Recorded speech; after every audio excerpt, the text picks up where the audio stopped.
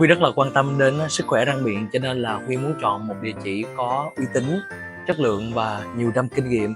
Và đó là lý do tại sao Huy chọn Nha khoa Việt Nga. Vì Nha khoa Việt Nga đã có hơn 10 năm tại thành phố Vũng Tàu, và khoảng thời gian đó là gần một thập kỷ đã đủ để chứng minh cho chất lượng dịch vụ cũng như sự tín nhiệm đối với khách hàng.